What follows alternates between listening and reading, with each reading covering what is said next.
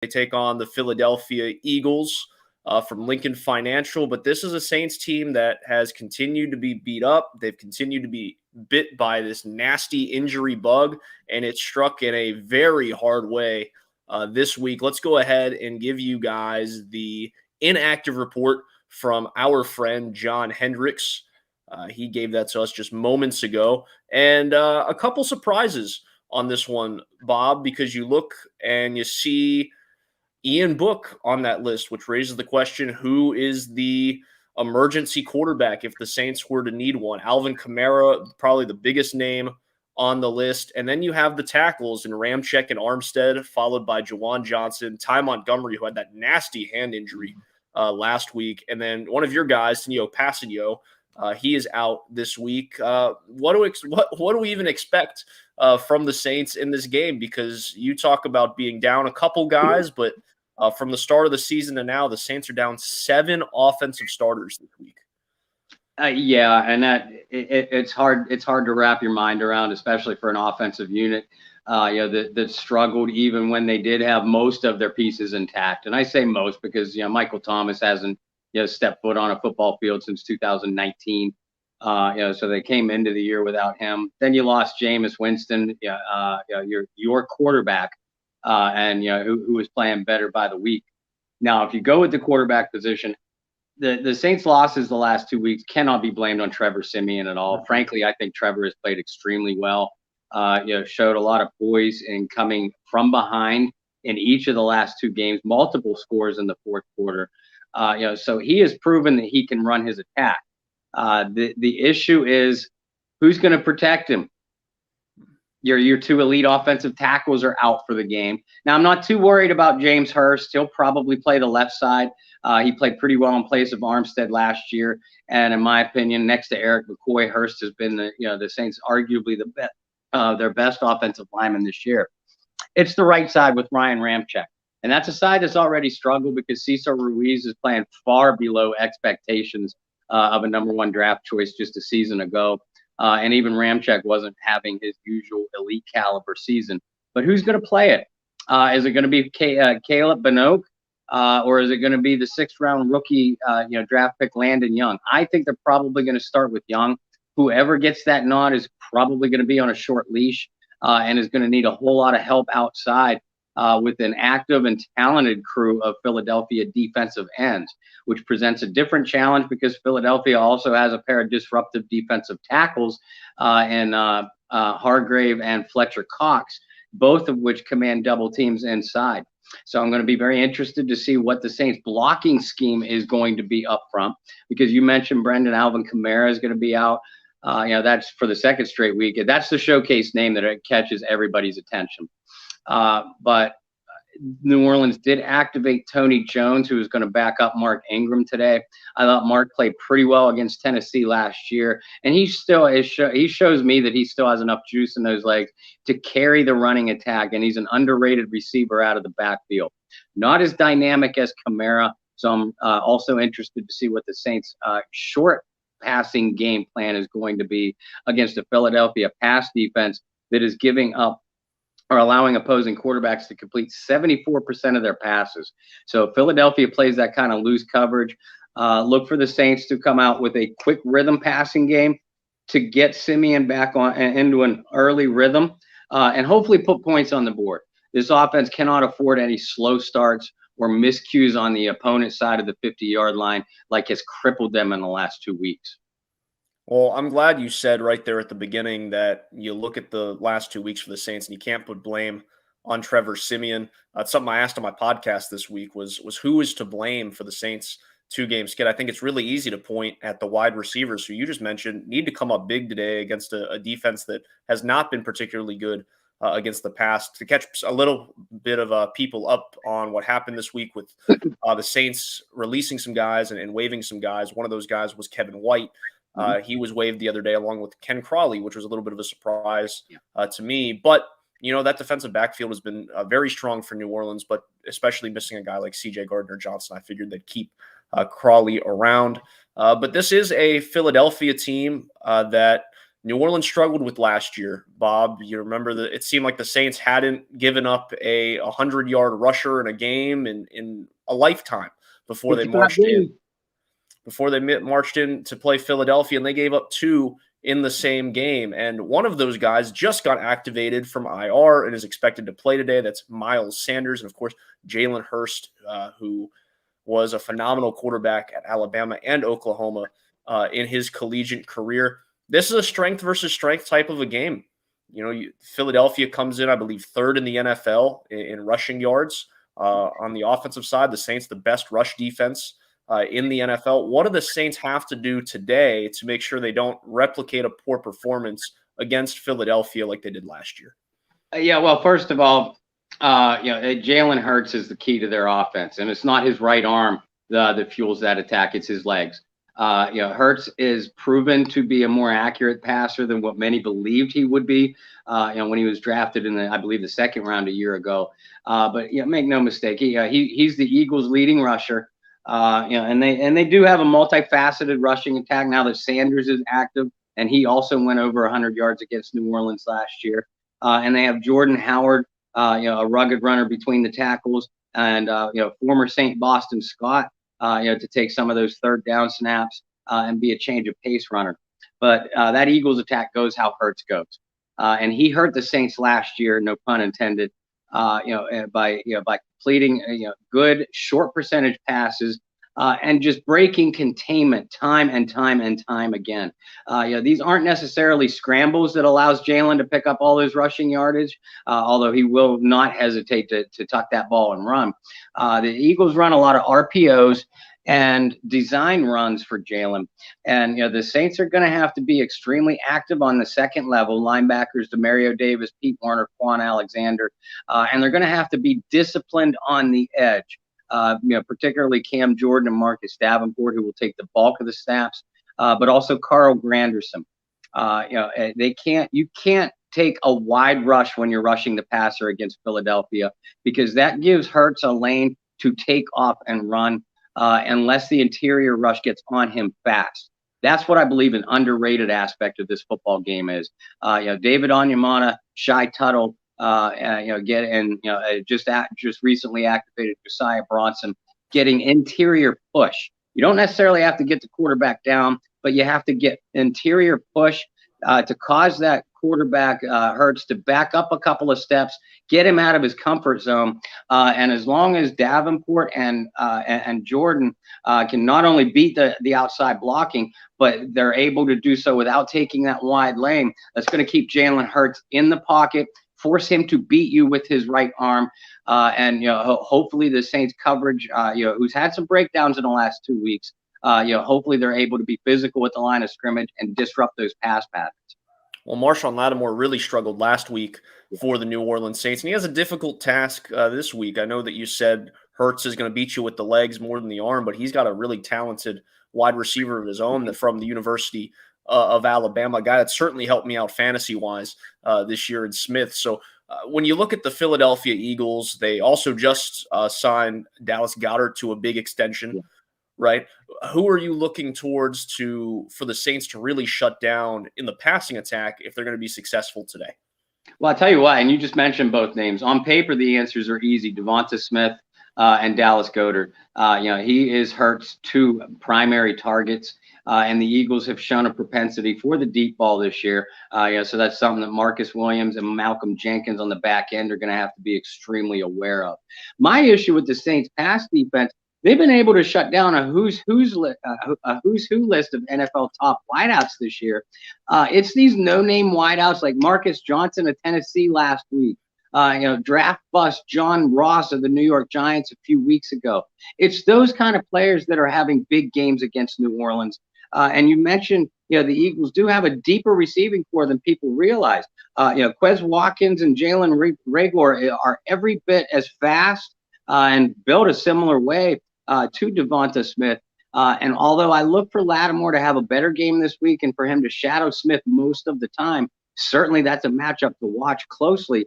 But Paulson Adebo, Bradley Roby have to play better against Quez Watkins and Jalen Reagor Otherwise, those guys will do what Marcus Johnson and John Ross has done to the secondary earlier this year.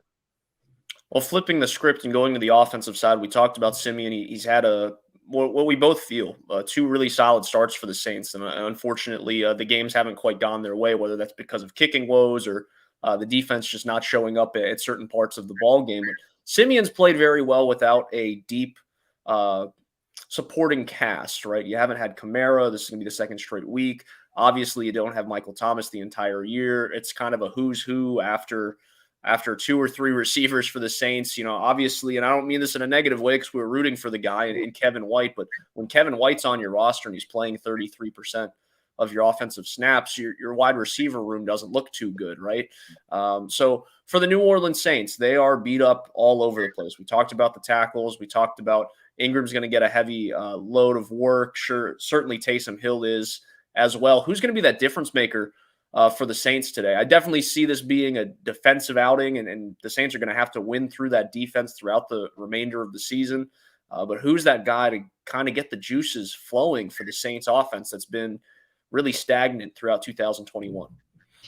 Well, and that's the question. That's the question that this offense has struggled to answer every week.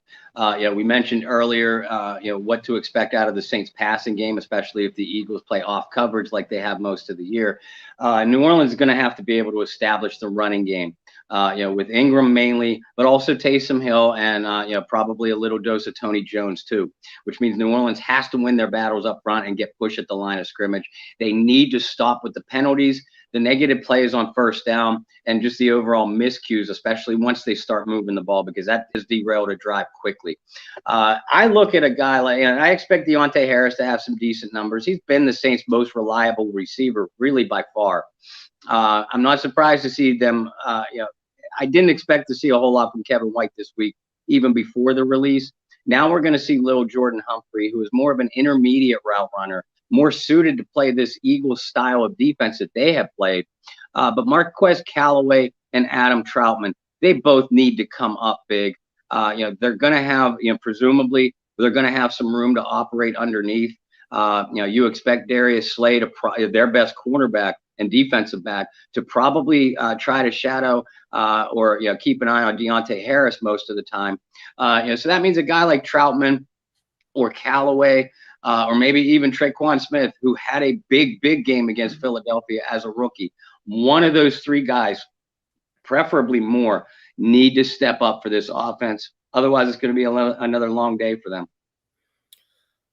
Bob, we talked about before we got on the air that this almost feels like a must-win for the New Orleans Saints to stay in playoff contention. I think we're both in agreement that this is absolutely a must-win game, and that's not something you or I really like to throw around, whether that's us talking on podcasts, us in our pregame shows, us in our articles. We hate using that term, must-win, especially at this point in the season. But because of the injuries, because of where the Saints sit currently in a playoff position, and this two-game skid, this definitely feels like if the Saints are going to prove that they are a playoff-worthy team, it has to be shown this week. And is that fair? Yeah, I think it's absolutely fair, Brendan.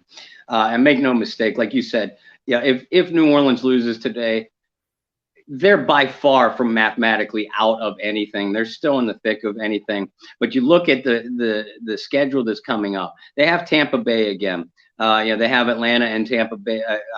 They have Tampa Bay again. They have Atlanta and Carolina again on the schedule. So those divisional matchups will, of course, be key. But then you turn around next week on a short week, mind you, and you face the Buffalo Bills, one of the AFC's top teams. And then, you back that up with a trip, to Dallas the following week. And Dallas is at the short list of midseason Super Bowl contenders at this point. So your schedule doesn't get any easier. This is a very beatable Philadelphia team. They played some hard-nosed football, but it's not like Lincoln Financial Field is one of those places that you go up to and expect to lose. It's not like the Eagles are at the top of playoff contenders, although they're in the thick of race, everything too. It's just as much a must-win for them. But the Saints only sit one game behind, the Tampa Bay Buccaneers. So the NFC South is still well within striking distance, but you cannot continue to drop these games, especially winnable games in the conference. That's why I see it as a must-win. That coupled with this, their upcoming schedule, and like you said, the team is just so banged up. They need to grab these opportunities when they're in front of them. Well, as you talk about the schedule, and of course, we don't want to look too far ahead in the schedule, but I have to ask you this because it raised my eyebrow when the schedule was released. Have you ever seen a team play back-to-back Thursdays? Because I No, have not. nope, not that I could recall. Yeah, but listen, I don't think it's that much of a deterrence to New Orleans. Obviously, this upcoming week against Buffalo is a big shot. Coming on a short week against such a talented team.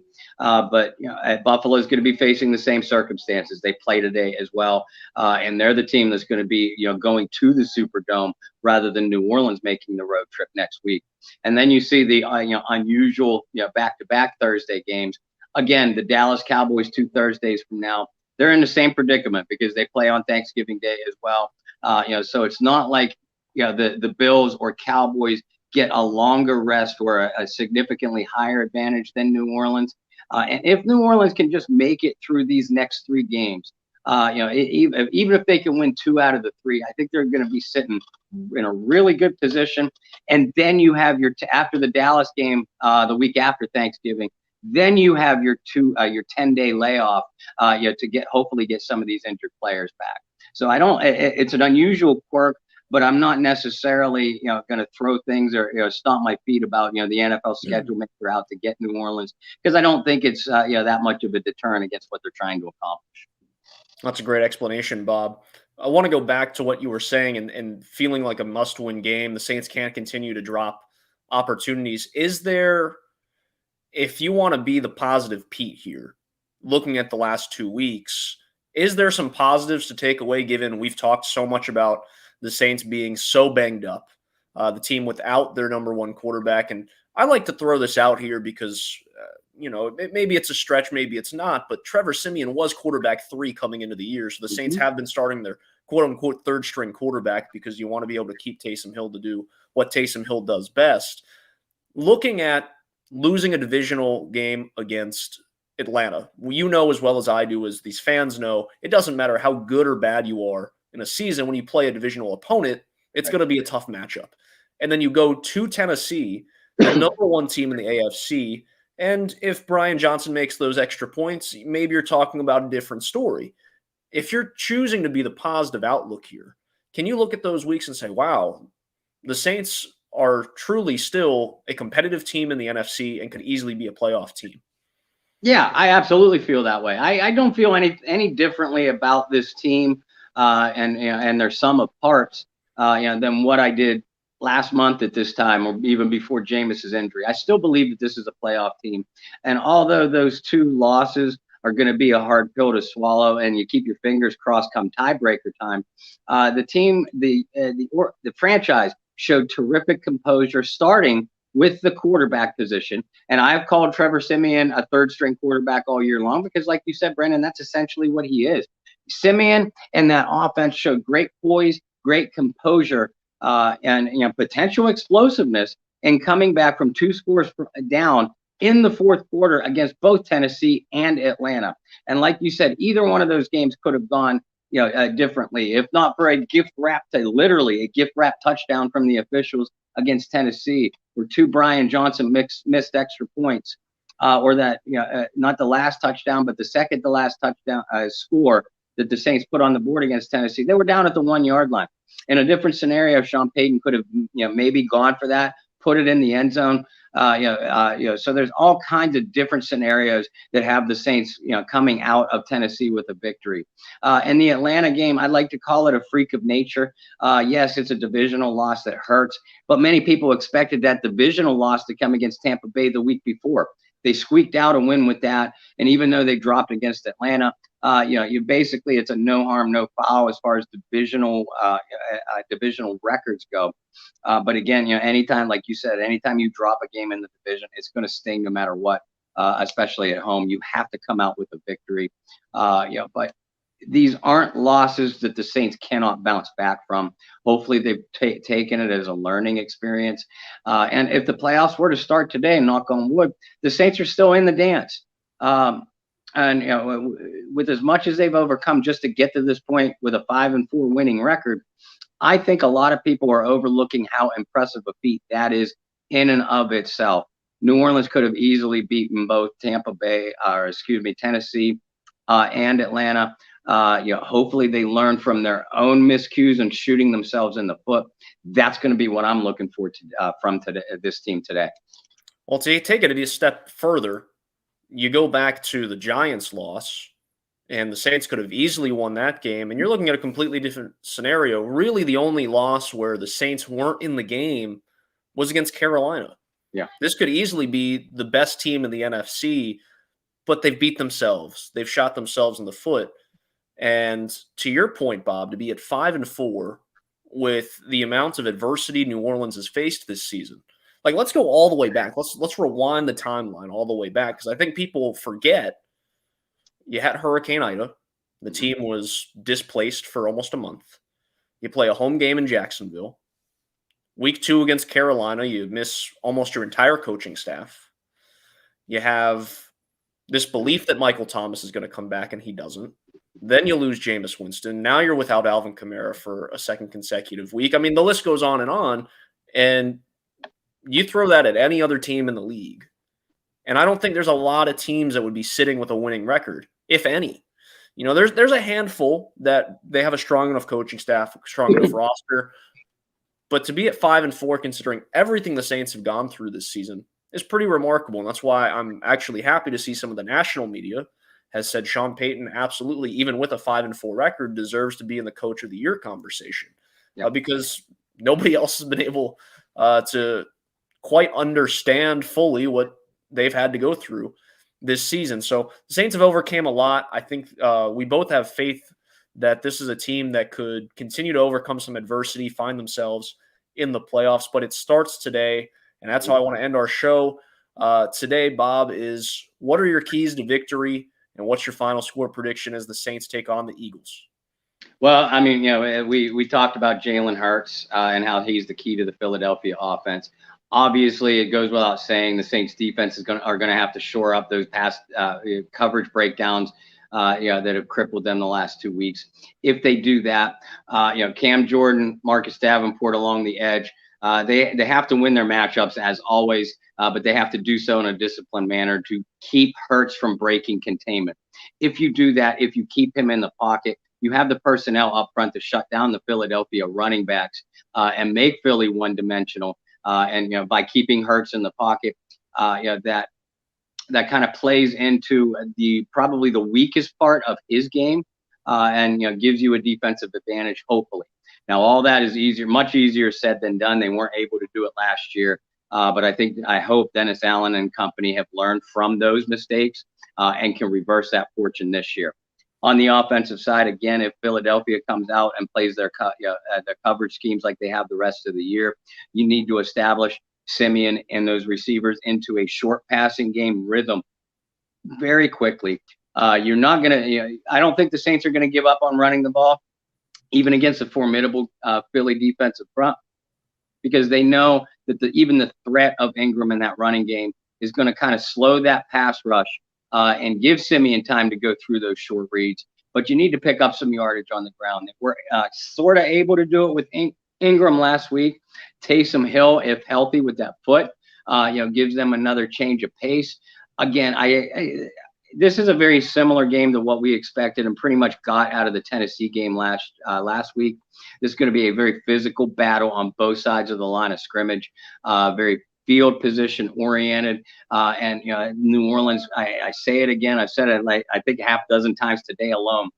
They need to stop beating themselves once they start moving the ball. If they can do that, I actually like New Orleans in a very close game, a pretty defensive game. I'm going to go with the Saints coming out of here with a 24-20 victory. I think I'm 100% with you. The Saints cannot beat themselves, especially with an offense that is this depleted at this point in the season. I'm excited to see Tony Jones Jr. I know he's going to have a limited role in his first game back from the injury, but I think having him with Ingram, that does take a little bit of pressure off Mark. And to your point, if they have a healthy Taysom Hill, that's even more pressure off Mark, and you can do a couple different things in the run game, and that's exciting. Positives from Trevor Siemian over the last couple weeks. as odd as it sounds, and Bob, you may agree with me, is that with Simeon, the offense feels a little bit more like the last 2 years with Drew Brees in Yeah. terms of rhythm and intermediate and short passing than it did with Jameis Winston. And that's just because Jameis has this monster arm and you want to be able to show that off when you can. But those things give me hope if the Saints can make their extra points, not find themselves in like 3rd and 30, things like that. I think that the Saints have a good chance at winning the football game, and that's even with how depleted they are. I think the first couple drives offensively for New Orleans, maybe the first 2 or 3, are going to be really telling of how comfortable Sean Payton is with the huge question marks at tackle.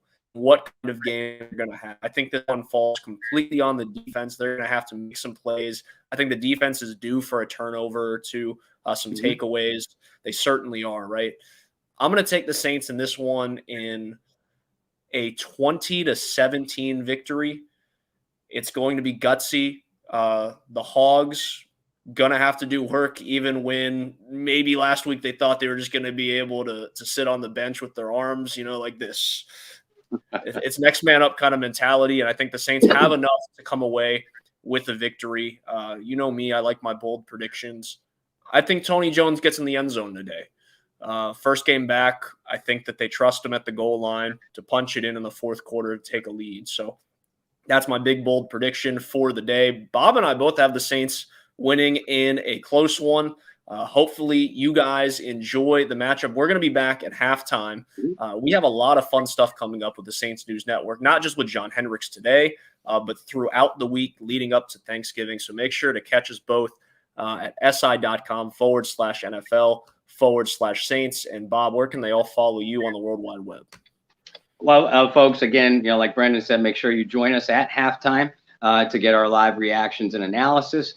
I can be followed on Facebook, Bob Rose, over on Twitter at BobbyR2613. And please, folks, follow us at the Saints News Network, at Saints News on Twitter. Subscribe to our live broadcasts on YouTube. We can't tell you what it is. What they are, but we have 2 or 3 extremely exciting events coming up, after today's game and leading up to Thanksgiving, on the week, early in the week, so we'll keep that. It's an early Christmas gift for Saints fans, but thank you all for your support, and make sure you tune in to us. We're going to give you some early Christmas gifts this week. Yeah, absolutely. For myself, you can follow me over at Twitter and Instagram at BT Boylan. Like Bob said, we got a lot of exciting stuff going on, but we have this game today. We have halftime. Like I said, make sure to follow us over at saints.media. John Hendricks reporting live from Lincoln Financial. And Bob and I will be back at halftime. We hope to see you guys then. Thanks for tuning in to the Saints News Network pregame show. We'll see you at halftime.